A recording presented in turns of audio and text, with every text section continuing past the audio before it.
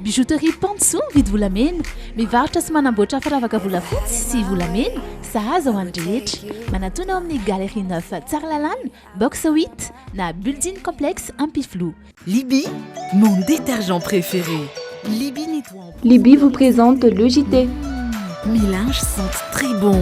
Détergent Libye, Green and Healthy Home. Oh, une fraîcheur instantanée. Idéal pour la maison et tous les espaces. Maman Lisa, c'est l'heure. Pâte Presto manolotra anao ny le JT. Vita Malagasy. Presto. Maman kokoa. Ny beurre Normandie Or manolotra anao ny le JT. Normandie Or, Normabé. Ushuaïa nouveau déodorant compressé vous présente le JT. De fleurs d'oranger pour une efficacité 48 heures. Nouveau déodorant compressé Ushuaïa. Dernières actualités avec le JT et la carte Visa Mvoul. La carte Visa Mvoul, une carte internationale, sans engagement, sans compte bancaire. Le monde entier accepte Mvoul.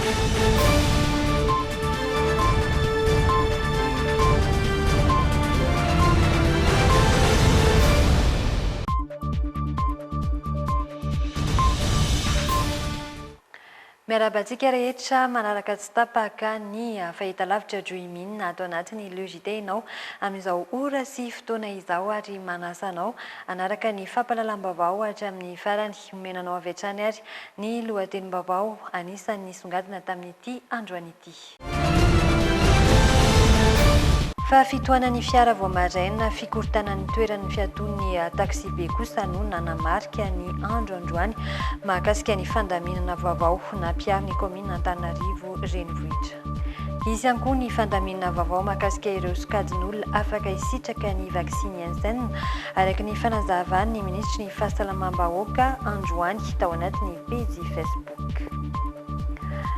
Fa anatin'ny manasadalana ny fampiarana ny tetikasa faharoa amin'ny fitantanana mahomby ny jony sy ny fivoarana mirindry ety amin'ny faritra atsimo andrefa ny ranomasimbe indiana.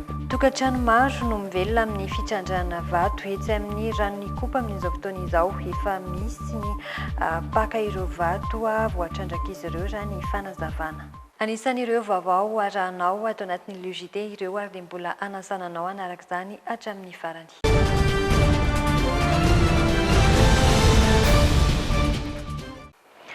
Fa anisan'ny vaovao izay nanamarika tamin'ity androany ity ny fiovanana lalana vitsivitsy teto Antananarivo renivohitra. Fitohanan'ny fiara voamaraina fikorontanan'ny toerana fiaton'ny taxi be no nanamarika ny androany teny amin'ireo toerana voakasika ny fandaminana vaovao nampiarin'ny komina Antananarivo renivohitra. Tsy ampy fampahafantarana ny mpampiasa lalana antony mampikorotana ny fifamoivoizana raha ny fanehoan-kevitra ireo olona izay sendranay. Misy tamin'ireo fiaton'ny fiara no tsy azo hijanonana no mbola nahitana zotra nandray sy nanala olona ihany tamin'ity androany ity araka ny angom-baovao izay voarain'ny mpanao gazetinay Fenoaja Arianna sy Stéphane Rakotomalala androany.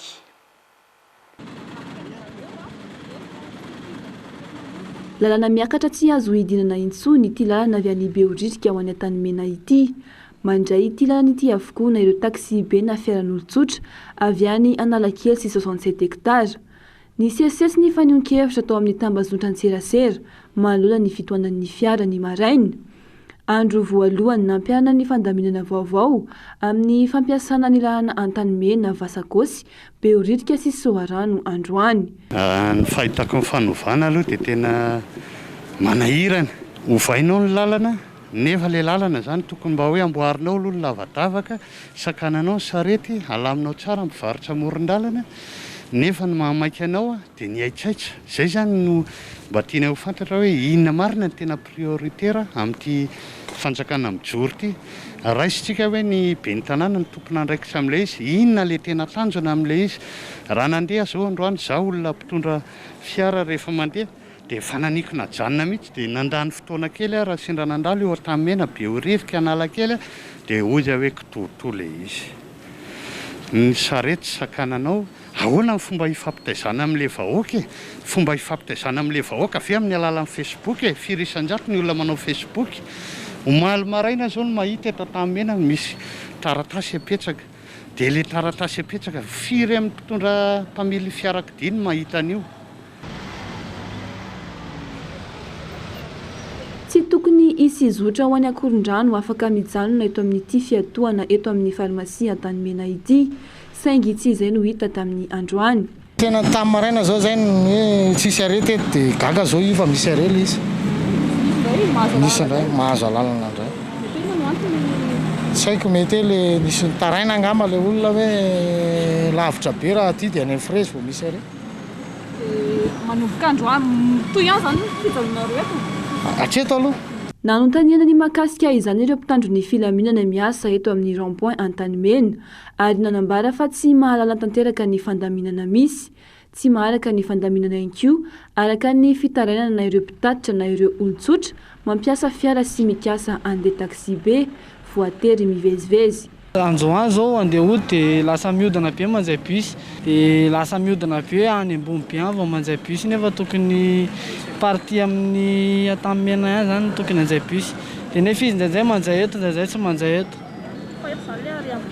Ie tsy aloha tsy manjay izy dia ndraindray tsy manjay dia eo le mahasamy hafa an'ilay izy hoe lasa sahirana le olona misy mijanona eto misy mandeha. Fahitako azy aloha aminay izay tsy nampanaty setany lasa sahirana be. Ato zao maka linina ka 105 lasa aria bassin miova be dia any ampanjana nefa mody eto miala bus lasa misy action mahery vaika mivodana eto. Sasany ary miteny hoe le makany Antanimena indray hatrany makany le ary lasa anjay le embouteillage miteraka. Tsy misy intsony ny fiatohan'ny fiara eto amin'ny CEG Antanimena. Lasa primus ho an'ireo zotra ny asa tetiny eo amin'ny arkady Antanimena ambany.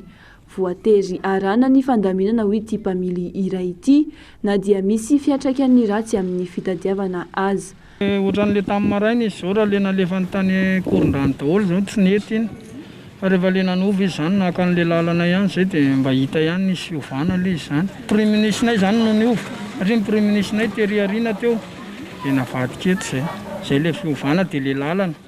Le lalana tena somary nandalo aty amin'ny Pradova zay tsy makany amin'ny Pradova le miakatra eto fotsiny. Amin'ny ankapobeny izy moa na mety na tsy mety efa baiko midina dia tsy maintsy arana. Tsy misy rond-point intsony eto Antanimena satria tsy afaka iodonan'ny fiara. Feno sakana tahaka izao ny arabe. Aray maso akaiky ny fivolan'ny fampiarana ity fandaminana ity.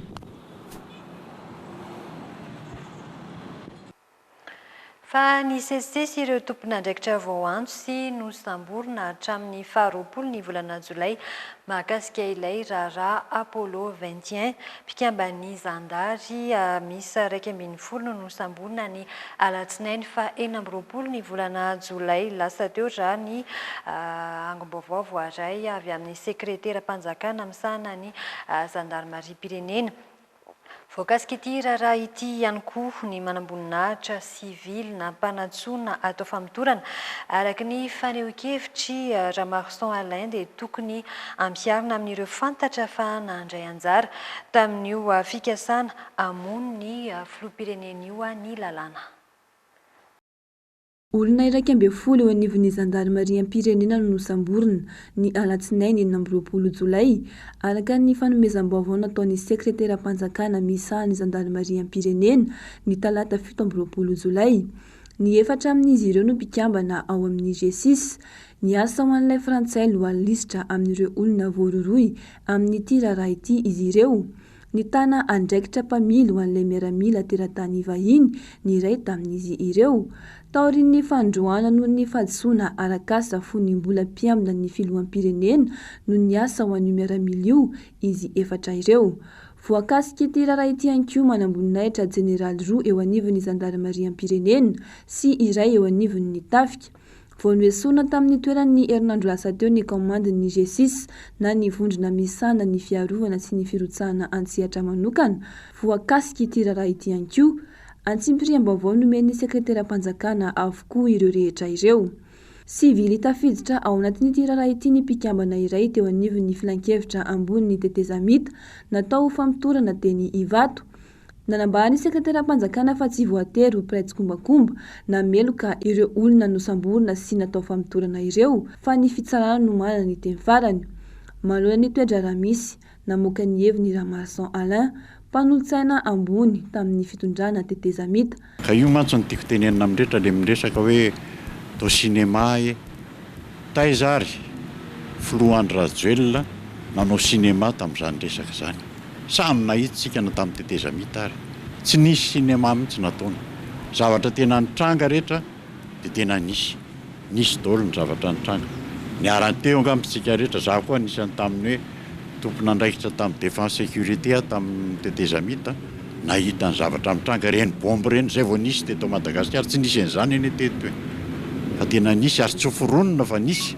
Ka zay ny tiako tenenina aminareo hoe nisy tetika maloto be dia be teto. Tsika ny nahita fomba taloha hoe tadisamono ny ranony nalaza be mihitsy zany. Tadisamono ny te alaza kely amin'ny gazety mantsy sy anaitra ny rehetra fa izy indray tsy mpanao an'izany. Nasiany resaka ihany koa ny mahakasika ny fitakiana ny nosy malagasy eo ambanin'ny gejany Frantsa. Tokony iraina ny malagasy manoloana ity raharaha ity. Azo alaintahaka araka ny nambarany ny zavanitranga tany Polynésia nataon'ny vahoaka izay ampiaikena ny fanjakana frantsay fa diso tamin'ny andrana nukleary niteraka fahavoazana ho an'io toeran'io. Roa taona sy tapany tsy ahatongava ny fotoam-pifidianana isika izao nandroso volavolam-panavaozana ny lalana mifehy ny fifidianana sahady anefa ireo antoko politika sy firaisamonim-pirenena maromaro natao moa izany mba ametrahana ny mangarahara sy isorohana ihany koa ny kolikoly araraka ny fanazavana voaray.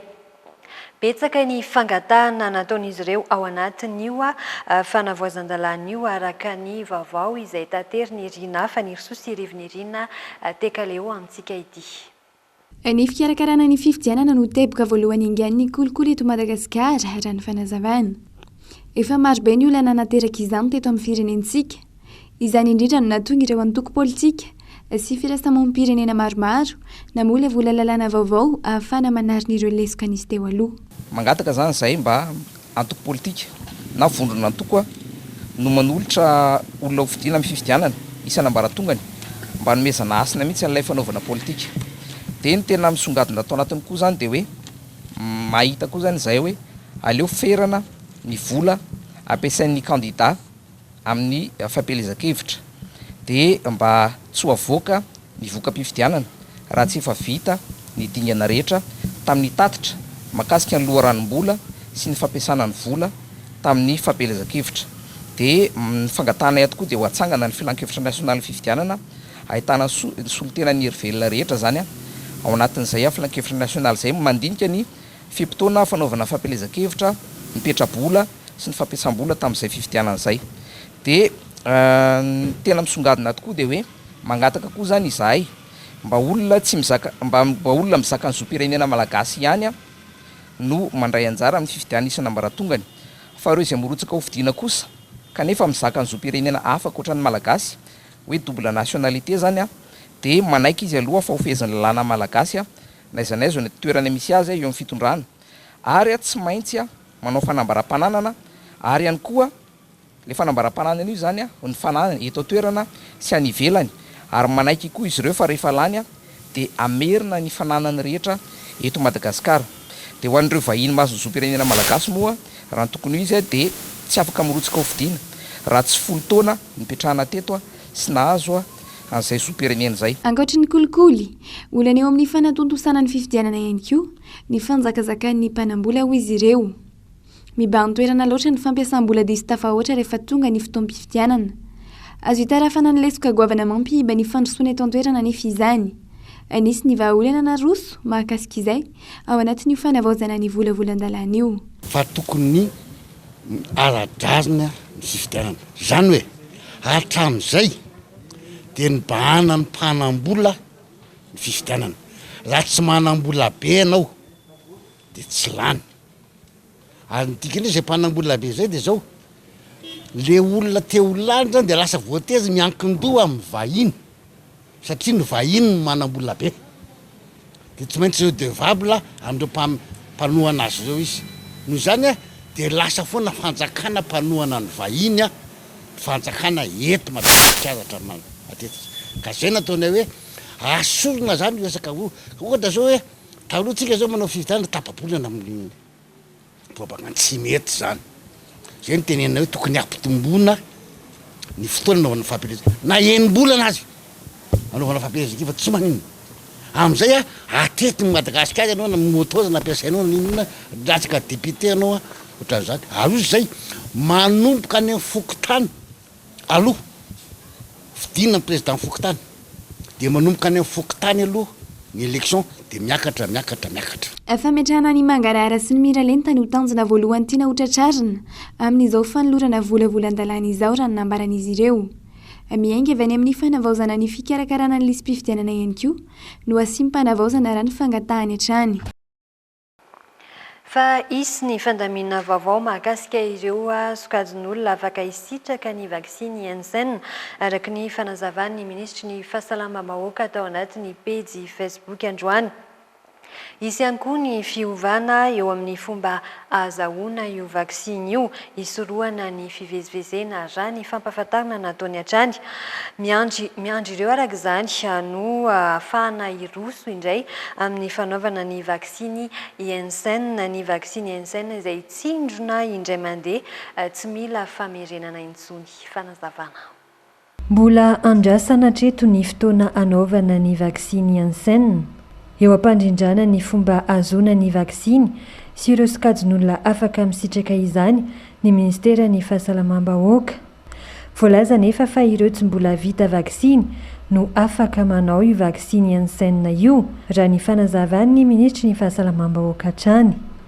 Ankoatra ny toerana efa nahazatra anoratana anarana ho an'ireo maniry ny anao vaksiny, efa hisokatra ihany koa atsoatsy ny fisoratana anarana en ligne sy amin'ny alalan'ny SMS hisorohana ny fivezivezena. Tsy maintsy apetraka mazava eto amin'ny tanitsika zany ny fanaovana an'izany ny fandaminana indrindrandrindra izay ratsika tsirairay avy ao anatin'izay. Ny fandaminana voalohany dia mahakasika ny fisoratana anarana. Ny fisoratana anarana dia ataontsika eny amin'ilay toerana efa nazatratsika ny fisoratana anarana tamin'ilay andiany voalohany tamin'ny Covishield na le AstraZeneca zany dia ampitsika zany ankoatran'izay ka dia eo zany ny azo lazaina hoe fahazahoantsika misoratra anarana en ligne amin'ny alalan'ny internet. Ao koa zany izay andalam-pikarakarana ankehitriny ny ministera ny fahazahoantsika misoratra anarana koa amin'ny alalan'ny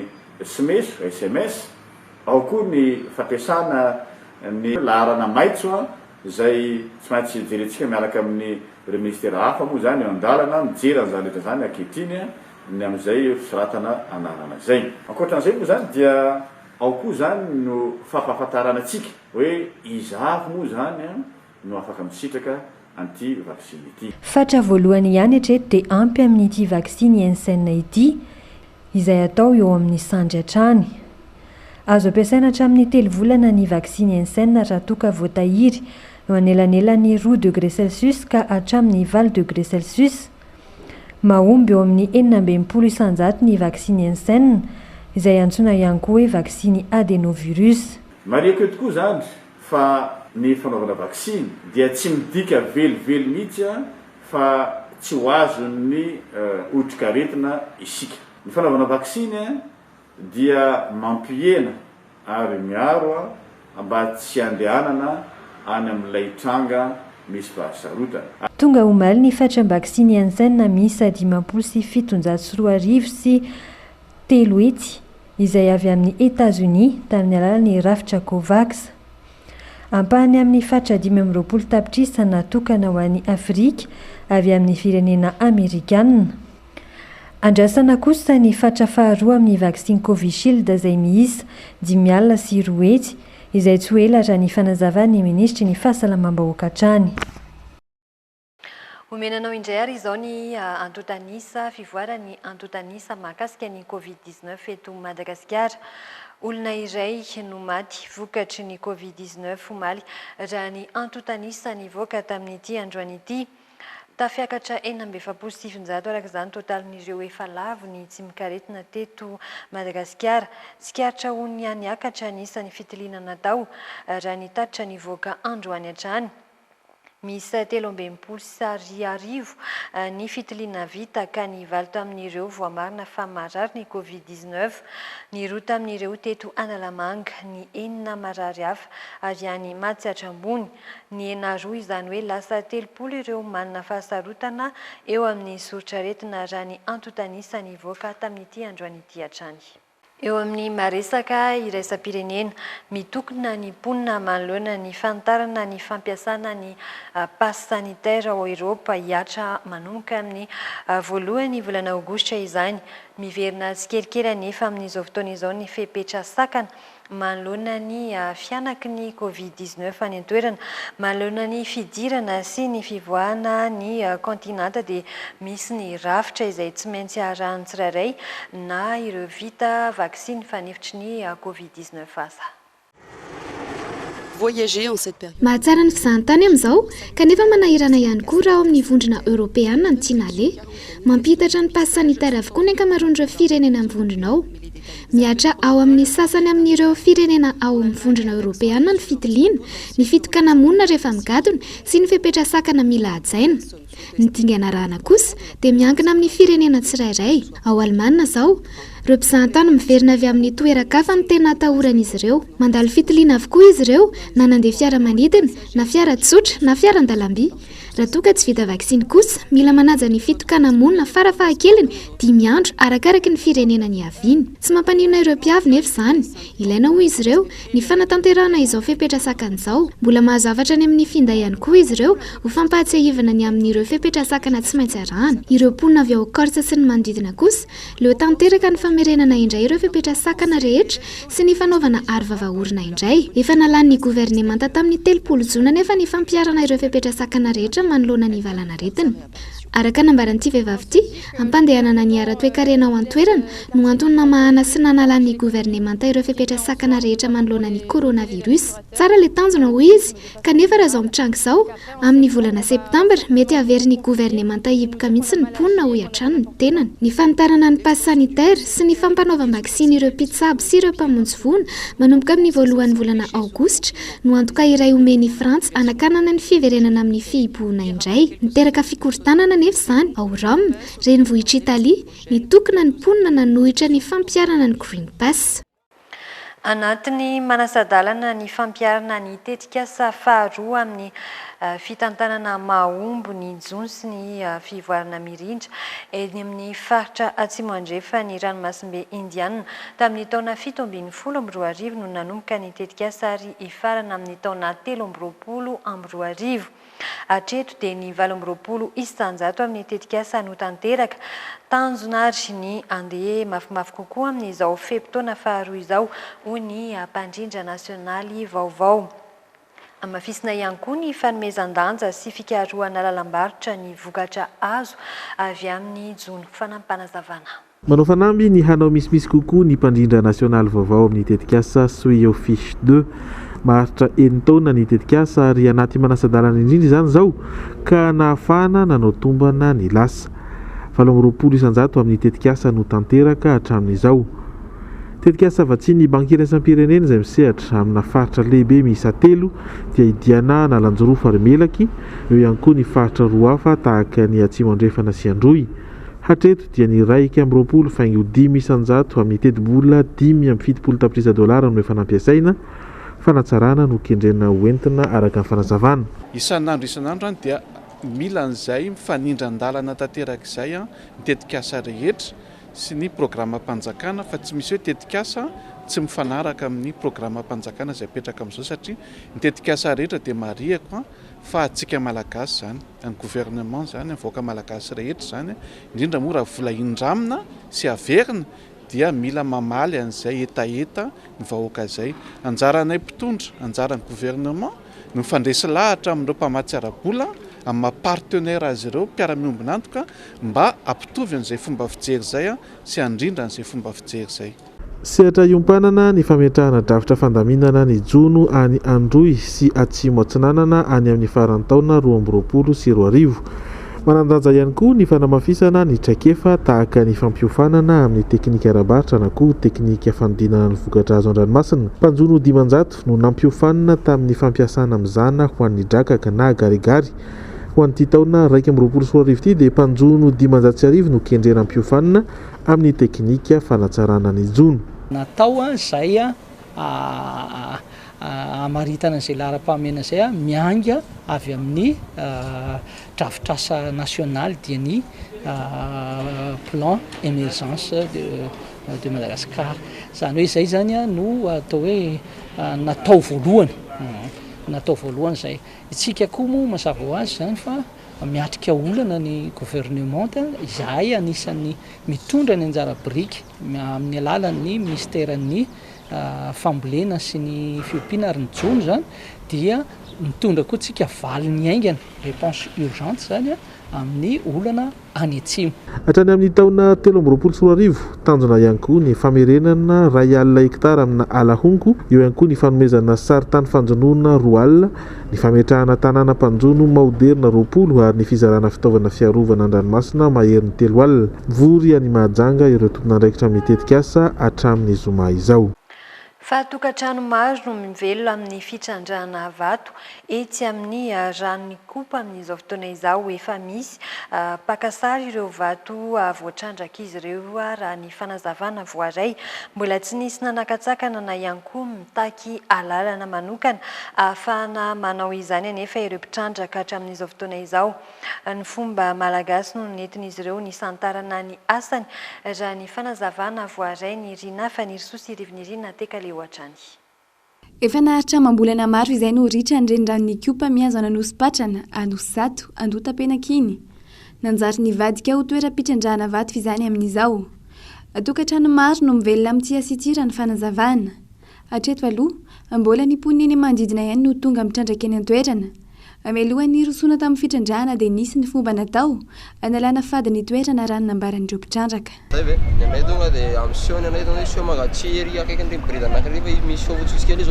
Izy moa zany mipetraka ity zany dia toetoeran'ity zany tanindolo izy. Hitanao zao reto vato be reto tamin'ny razambe taloha zany reny efa mipetraka tamin'izany fotoana zany dia taty aoriana reto zany. Hitanao reto vato reto. Ity zany vadena sarobidy izy dia naomby zany dia izao ny zavatra misehoeto zany rehefa mandeha nanaovana sorona zany teto eritseritra fotsiny io zany dia natao tsy lalàna fiva samy maka fikaramana fotsiny vato efa elo io ny nadina ka tery moa zany ny tena nakana azy tamin'ny voaloha dia efa ny amin'ny tsy vato indray izao atao amin'reto karera kely reto vato vy zany dia io moa zany tena fikaraman'ireo ankizy ireo ny tena marina. Teratany Sinono manjifa ny vato ary maka izany isan'andro. Mahazo vola roa ka hatramin'ny 9 isan'andro ireo mpitrandraka raha ny fanazavany. Akora namboarana vilia bakoly no nolazaindreo teratany vahiny fanampiasaina ny vato. Tsy mbola fantatra kosa nahazo ampiasaina amin'ny zavatra fizany na tsy raha ny nambaran'izy ireo hatrany. Eo amin'ny tontolo ny fampianarana kosa indray tara ny fampiasana ny nomerika eo amin'ny sehatry ny fampianarana eto Madagasikara nanampy firenena maro anefa ny fisian'ny fampianarana ampitaindavitra nandritra ny fiatrehana ny krizy ara-pahasalamana manomboka mipetraka ny nomerika eto an-toerana nahazo fanohanana maimaimpoana ny Université n'Antananarivo afaka ampiasain'ny mpianatra ary ny vovonana manampy amin'ny fampitana lavitra ny lesona ary dia hoentin'ny feno aza Ariana ny antsiprian'izay. Tapaka ny fampianarana teto Madagasikara nandritra ny fotoanan'ny fihiboana sy ny ameana ara-pahasalamana. Misy fiantraikany tamin'ireo mpianatra ny fahatapahana tsy feno ny fandaharam-pianarana. Ankavitsiana eto Madagasikara, ny sekoly sy université nanana fahafahana nampita tsy tapaka ny fampianarana tao anatin'izay. Izany hoe nitosihandrareo zany le initiative amin'le hoe andao satria mahanareo tara ingy amin'ny numerika. Tena mahanareo tara be dia be. Noho ny amiana ara-pahasalamana sy ny sisa moa zany sy ny hoe mbola fijanonantsika anatin'le amiana ara-pahasalamana dia miva misy forme zany hovainao anatin'le izy. Ny saina moa zany dia arak'ilay fantatritsika iny de hoe carrefour du numérique, izany hoe entina ampifondronana zany ampisehatra rehetrarehetra amin'ny numérique eto Madagasikara, na ny mpianatra na ny mpiasa na ny mpikaroka na ny entreprise, satria zany le numérique amin'izao fotoana zao surtout taorian'ny nisin'ny Covid tena hoe incontournable, tsy azo ilana intsony zany. Mbola tsy nisy ny coronavirus no efa tapaka ny fametrahana tetikasa fampianarana ampitaindavitra tetỳ amin'ny Université Antananarivo. Ny antony fampiarana izany no ny valanaretina ny anaka. Azo ampiasain'ny rehetra mandrato fianarana eny anivon'ny Université Antananarivo ny isaina manomboka izao. Misy mipedibe mampanao cours en ligne, de tia gratuit. Izy ndray tsy hoe ana fa module isan-karazany, ohatra hoe technique na photographie. De misy ao. De miditra mpianatra université de izy mahazo certificat amin'ny Alibaba na nanao an'iny. Fanampy no men'ny Université Antananarivo ny mpianatra sy ny mpampianatra aminy. Misy coopération koa arahana amin'ny Alibaba hoe misy recherche tiana atao. Fiara-miasa amin'ny mpiara-miombonantoka no nahafanana molavola ity fandaharan'asa vaovao ity. Université voalohany aty Afrika misitraka izany ny Anjerimanontolo. Fa mahafaly ny Canal 7 Events ny manolotra ho anao ny kalokalo gitara miaraka amin'ny revo sy kitontono amorom-patana amin'ny fahaenina ny volana Aogositra ho avy izao tanterana eny amin'ny plaza Ampeflo manomboka amin'ny 7 ariva, iarahana amin'ny Bekoto, Benisy Bebe, Kolbera, Tselonina, Kiady, Nini Kolbera sy Jovin. Ho arahantsika ary ny fanazavana mahakasika izay.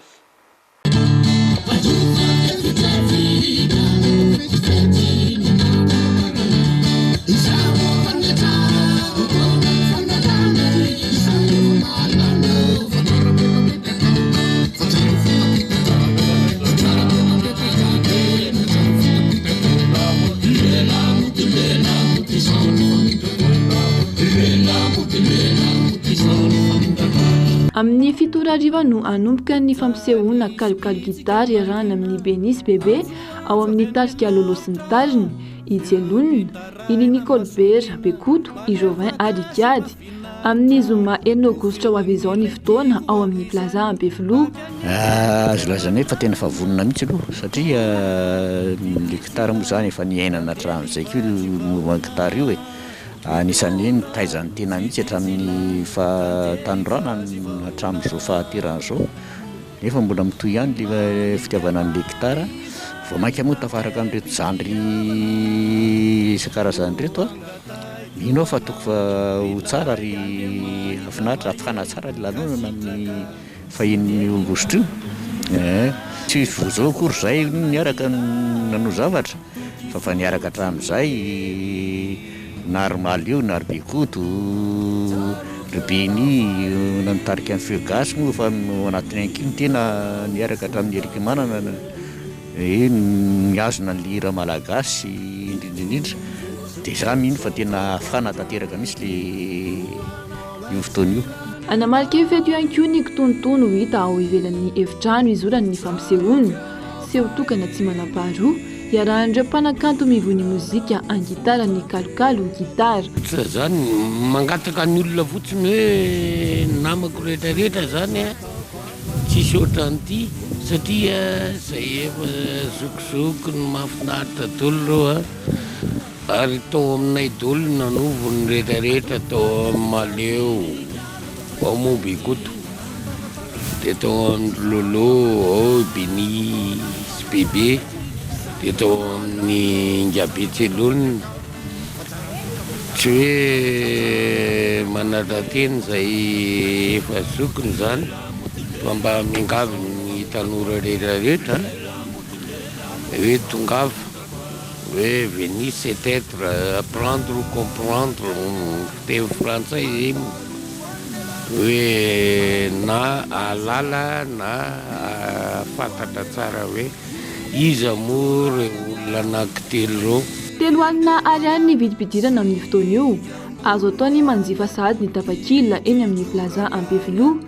Voafetra ny toerana satria tsy mihoatra ny 700 no afaka anatrika izany noho ny lamina ara-pahasalamana.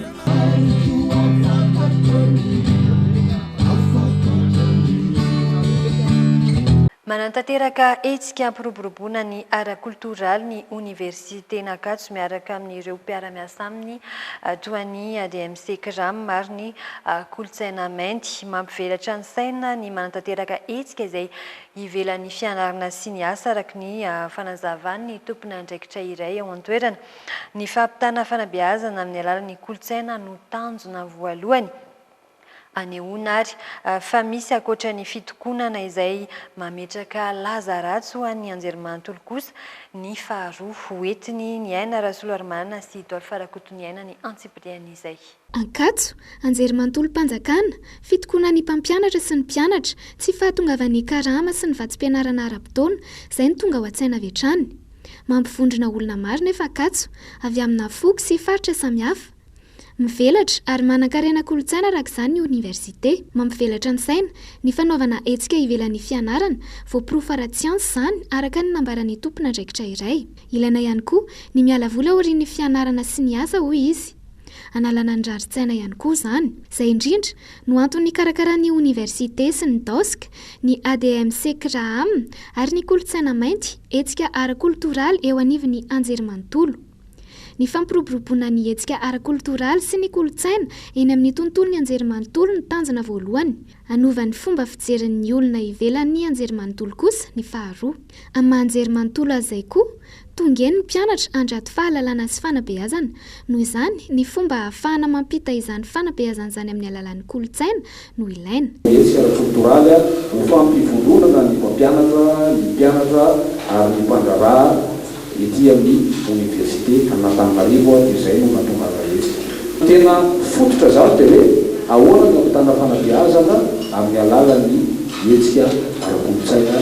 Manao antsoavy ireo mpianatra rehetra izay efa nahasoa tato amin'ity anjerimanontolo ity amin'izay toerana misy anareo amin'izao fotoan'izao andao iasa andao samy mitondra ny anjara brika ampandroso ny université antsika fa antsika foana ity.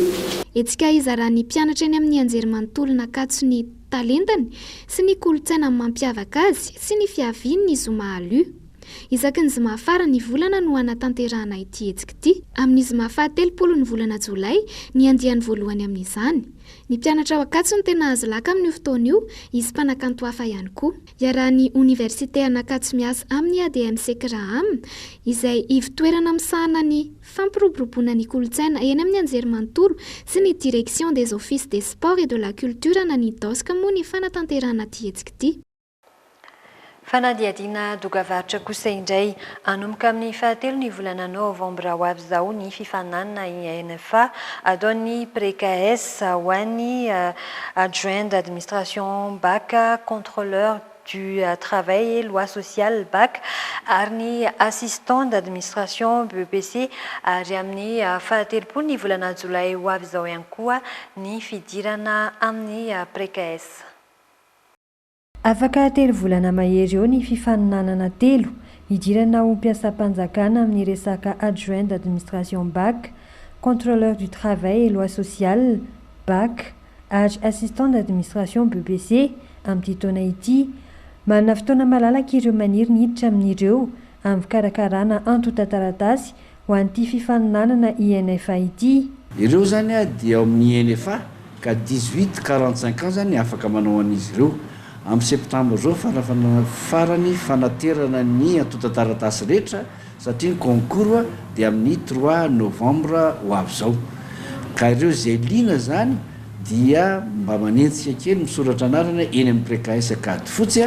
Mbola misokatra ihany koa ny fisoratana anarana ho an'ireo hiatrika ny fifaninanana ENAM mahakasika ny administrateur civil, administrateur des services et loi sociale, inspecteur du travail.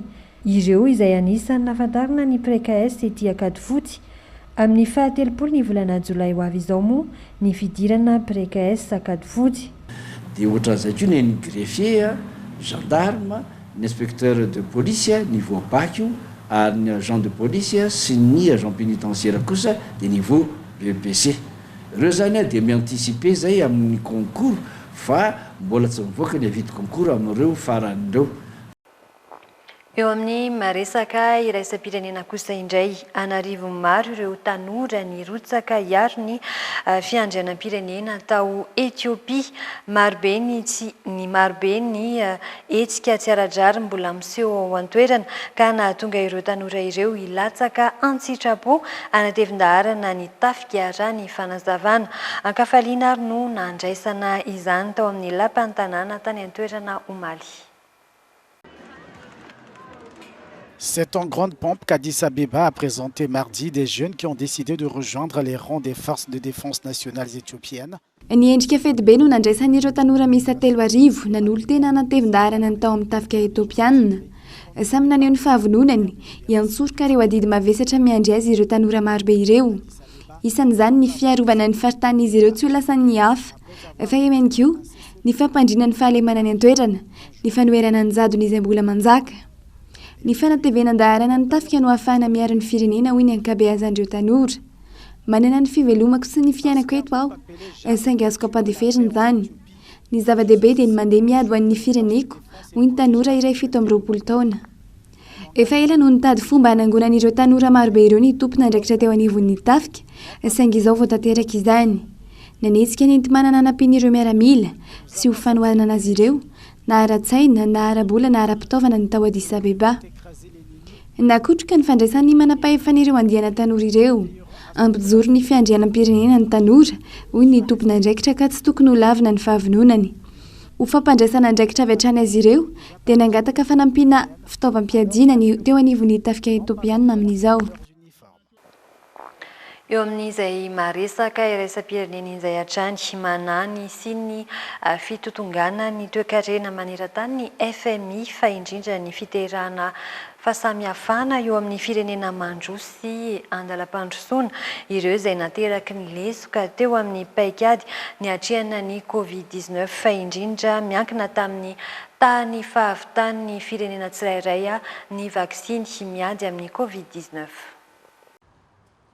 Après avoir connu une tombanany FMI eo amin'ny 900 eo ny fitombon'ny toe-karena maneran-tany amin'ity taona 2022 ity. Iseho atsoatso kosa ny fahasamihafana eo amin'ny firenena matanjaka sy andalam-pandrosoana raha ny fomba fijerin'izy ireo hatrany mahakasika ny fivoarany toe-karena maneran-tany. Anisany pirofo nentin'izy ireo ny fahabetsahan'ireo firenena andalam-pandrosoana sy mbola afaka misitraka vaksiny sy ireo miroso amin'ny findramam-bola. Hita miariary ny lavaka ara-toe-karena eo amin'ny firenena mandroso sy ny andalam-pandrosoana ireo rehetra ireo izay teraka noho ny tsy fitoviana paikady eo amin'ny fomba hiatrehana ny Covid-19 manoloana ny fampandrosoana ny toe-karena. Raha ny antotanisa farany dia mandina ny 700 ireo mponina vita vaksiny any amin'ny firenena mandroso raha toa ka latsak'izay ny firenena andalam-pandrosoana. Miroso amin'ny famahana ny olana eo amin'ny fahazoana vaksiny ny FMI raha ny tatitra izy ireo ka lahara-pahamehana ny fanampiana ireo fatram-baksiny. Habitants d'un pays à l'autre. Omenanao indray ary izao ny vinavina mety ho toetry ny andro an'ny Rahabitso.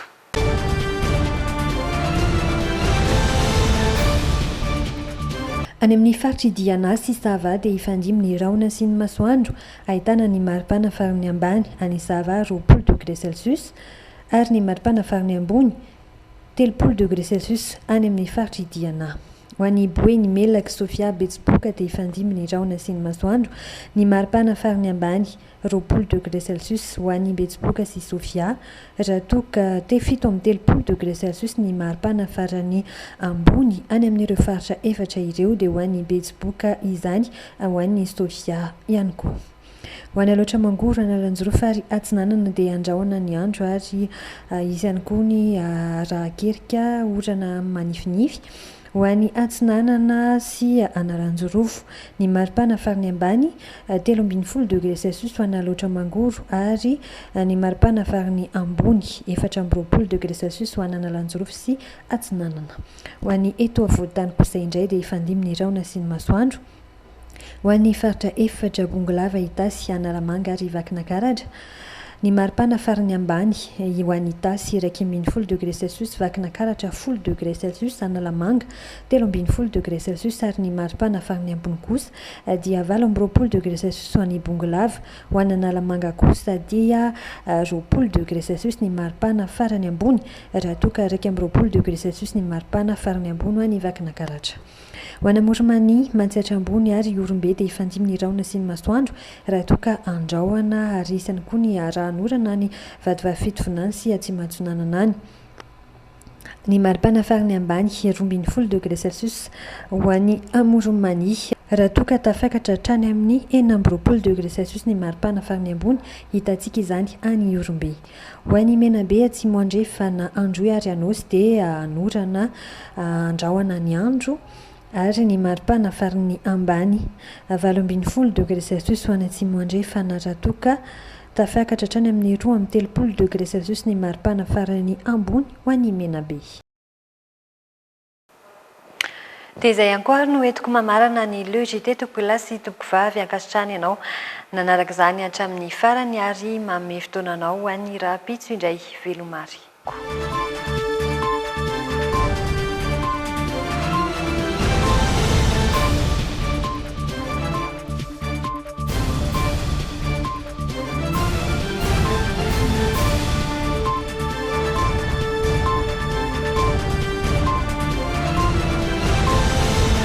Les dernières actualités avec le JT et la carte Visa Mvoul. La carte Visa Mvoul, une carte internationale, sans engagement, sans compte bancaire. Le monde entier accepte Mvoul. Ushuaïa, nouveau déodorant compressé, vous a présenté le JT. De fleurs d'oranger pour une efficacité 48 heures. Nouveau déodorant compressé Ushuaïa.